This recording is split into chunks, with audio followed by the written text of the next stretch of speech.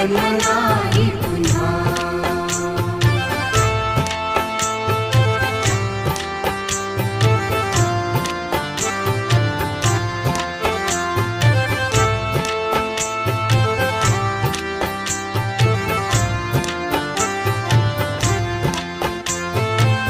हा जन्म आहे सद्गुरु कृपेचा, हा जन्म आहे सद्गुरु कृपेचा, हा जन्म आहे सद्गुरु कृपेचा। हरि ओम स्वामी समर्थ म्हणा,